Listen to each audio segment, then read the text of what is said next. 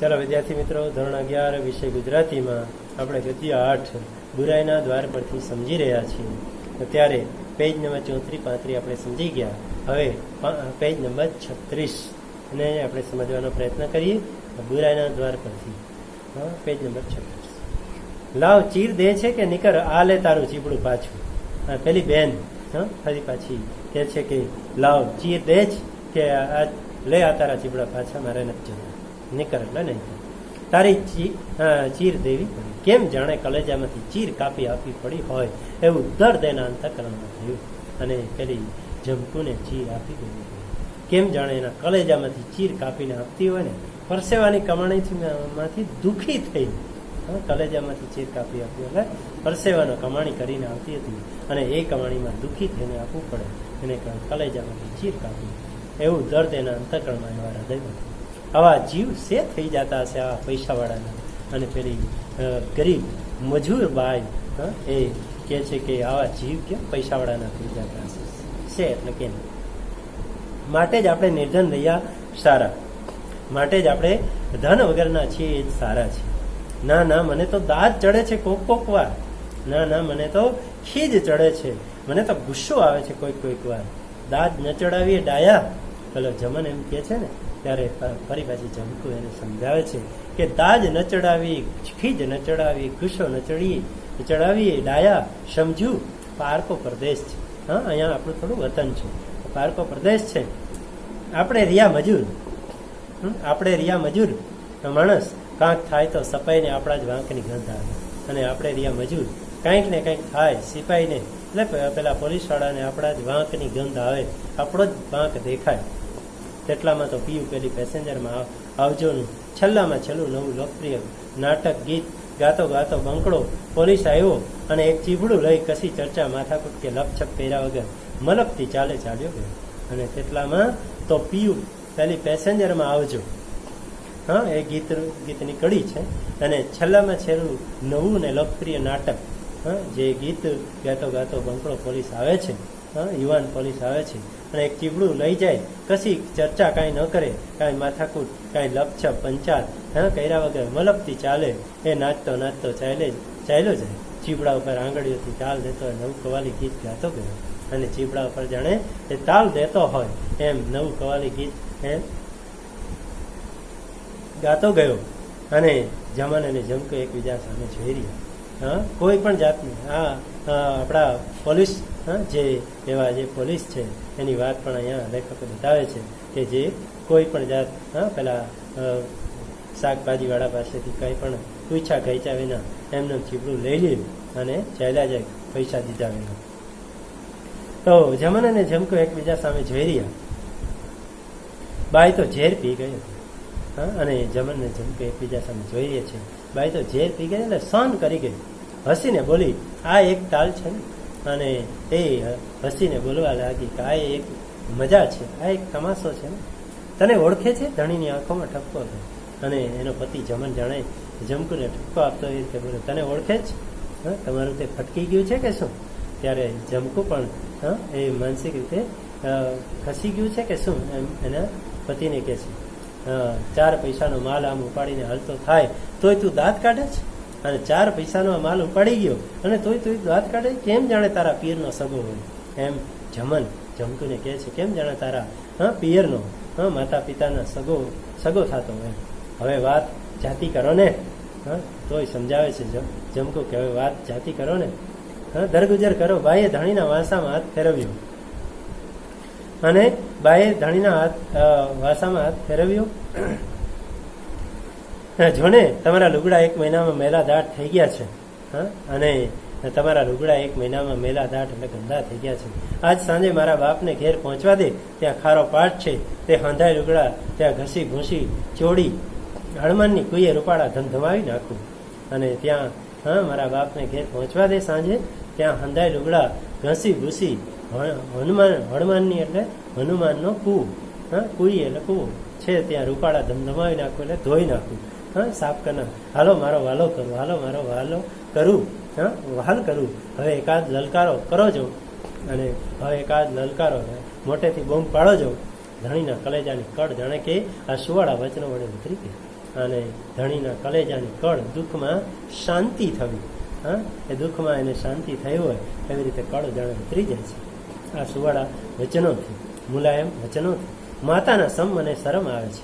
હા, પણ જમન કહે છે કે માતાજીના સોગંદ મને આ શરમ આવે છે. હેઠ નાની વહુ કહીને કોમળ કંઠે ઝમકે.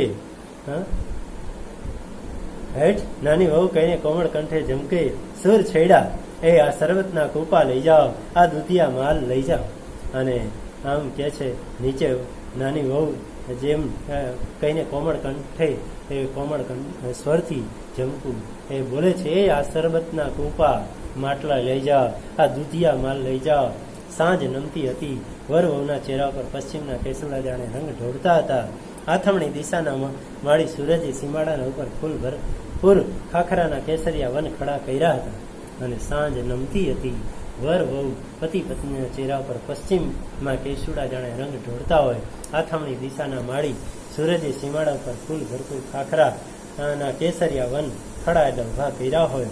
વાદળામાં રમતી વગડાવ છોકરીઓ વન ફૂલને વેડતી હતી. અને આ વાદળામાં રમતી જાણે વગડાવ એટલે જંગલી છોકરીઓ હા વન ફૂલને એ વનના ફૂલડાઓને વેડતી હોય, તોડતી હોય. એમ સાંજે આપણે જઈએ ત્યારે 4 દીના પૈસા તમારી પાઘડીના માયલી કોરના એક આંટામાં બાંધી લેજો હો, રસ્તે કાઠીનું ગામ છે.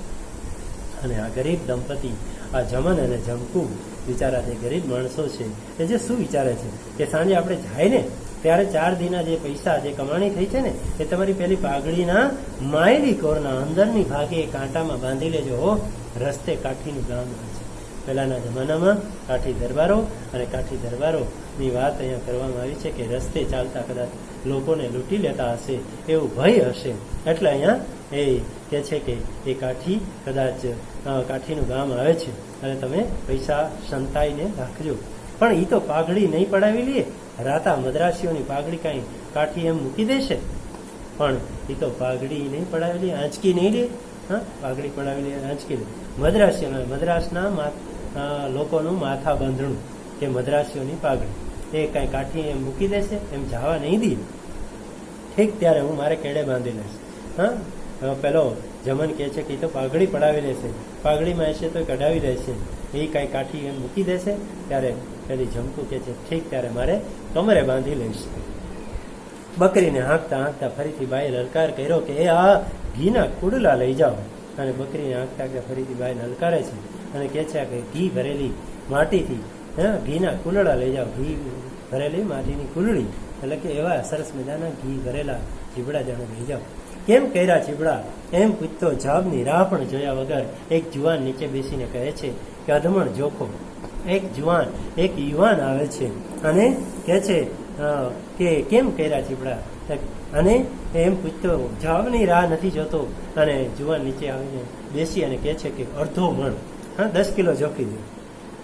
સમનલાલ પેલા ખેસધારી વેપારી સામેની એક ખોજાની દુકાને ઉભા હતા. સમનલાલ પેલા ખેસધારી વેપારી સામેની જે ખભે રાખીને વસ્ત્ર રાખીને આવેલો વેપારી, એક ખોજા એટલે હિન્દુથી મુસલમાન બનેલો પુરુષ, એને કહેવાય ખોજા. તો ખોજાની દુકાને ઉભા હતા. તેણે સુમનલાલને હાથની ઇશારત કરીને બોલાવી લીધા અને કહ્યું ઉતાવળ કરોમાં. અને પેલો વેપારી હજી ત્યાં જ ઉભો છે. અને પેલા ને જે સુમનલાલ નામનો યુવાન 10 કિલો ચીબડા લેવા આવ્યો છે એને હાથનો ઇશારો કરી અને બોલાવી રહ્યા છે અને કે છે ઉતાવળ કરોમાં, એ છે પરગામના. હા, એ તો પરગામના છે, 12 ગામના. આજ સાંજ પડશે એટલે મફત આપી દઈને પણ ભાગશે એવા થાકેલા છે. અને પેલાના ઈશારામાં સમજાવી દે છે કે સાંજ પડશે એટલે મફત આપીને વયા જશે એવા થાકી ગયા છે, તમે થોડી વાર થોભી જાઓ, તમે થોડી વાર માટે જાળવી જાઓ. આનાના 3 શેર લેખે આખો લોટ આપણે ઉપાડીને પછી વેચી લેશે. અને પેલો વેપારી સુમનલાલ જુવાનને કહે છે કે આનાના 3 શેર લેખે આખો લોટ આખો જથ્થો આપણે ઉપાડી લઈશું અને પછી ભાગ પાડી લઈશું. જમન જમકુએ સમજી લીધું, આપણું ઘરાક ટાળ્યું બોલે શેઠીએ. અને જમન અને જમકુ સમજી જાય છે કે આપણું ઘરાક છે, ઓલો શેઠીએ ટાળી દીધું, પેલા શેઠિયાએ આપણું ઘરાક છીનવી લીધું. મને તો કાંઈનું કાંઈ થઈ જાય છે મનમાં. જમનના ધમધમતા મગજમાંથી જાણે 10 કલ્પનાના માનવી એક ડાંગ લઈને દોડે છે અને વેપારીના ઉપર તૂટી પડે છે. અને જમનને એવો ગુસ્સો આવે છે, કહે છે કે મને મનમાં તો કંઈ ને કંઈ થઈ જાય છે.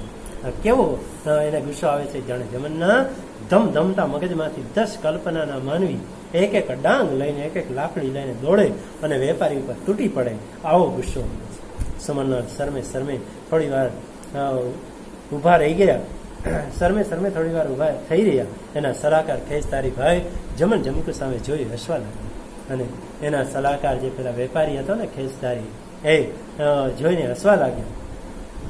જમનને જમકુને જોઈને સુમનલાલની અધીરાઈ દેખાવા લાગી. હવે સુમનલાલથી ધીરજ રહેતી નથી, એ ઉતાવળો થાય છે, એ અધીરાઈ દેખાવા લાગી. વારંવાર એની નજર પોતાની કાંડા ઘડિયાળના કાંટા પર પડવા માંડી અને વારંવાર પોતાની કાંડા ઘડિયાળમાં પહેરેલી ઘડિયાળના કાંટા ઉપર એની નજર પડે છે. ખેસધારી ભાઈ એને 5-10 મિનિટ કઢાવી નાખવાના હેતુથી પૂછવા માંડ્યું. અને પેલો ખેસધારી વેપારી 5-10 મિનિટ ગમે તેમ કરીને કઢાવી નાખી એવો હેતુ રાખીને એને પૂછવા માંડ્યું, કોલેજમાં પાછા ક્યારે જવાના છો? પેલા યુવાનને કહે છે કે કોલેજે ક્યારે જવાનું છે, કેટલામાં નંબર રાખો છો, કેટલામાં નંબરે છો, હવે LLB થવાને કેટલા વર્ષ બાકી, હવે તમારી LLBમાં કેટલા વર્ષ બાકી, વિલાજ જશો ને, પ્રદેશ જશો કે નહીં, કે ગાંધી મહાત્મામાં ભણશો, કે મહાત્મા ગાંધી સાથે ભળી જશો, જોડાઈ જશો? આમ પેલા વેપારી જેમ તેમ કરીને સમય પસાર કરાવે છે. જે થાય તે ખરું એવા ટૂંકા અવાજથી પતાવીને સુમનલાલ પાછો જમકુ તરફ વળ્યો. બસ વેપારીને પેલો સુમનલાલ એટલો જવાબ દે છે કે જે થાય તે ખરું, આવો ટૂંકો જવાબ બતાવી અને સુમનલાલ પાછો જમન અને જમકુ તરફ આવે છે. ખેસતારીએ કહ્યું, કાં ઘડીક સાટું સીધ બગાડો છો બાજી? ફરી પાછું પેલો વેપારી, એ કંજૂસ વેપારી કહે છે કે ઘડીક સાટું, થોડીક વાર માટે, સીધ શા માટે બગાડો છો બાજી? શું કામ યુક્તિ મારી નિષ્ફળ બનાવો છો? આવો વેપારી એ જાણે યુક્તિઓ કરવા માટે અને ઓછા પૈસે ખર્ચીને એ ચીબડા લેવા માટે આવ્યો છે. કંજૂસ વેપારી પેલા મજૂર કરનારા મજૂર દંપતી પાસેથી ચીબડા પડાવી લેવા માંગે છે. એવું આપણને જોવા મળે છે. એ 36મા પેજ ઉપર આપણે જોયું. હવે 37મા પેજ આગળ આપણે સમજીએ, ત્યાં સુધી રાખીએ.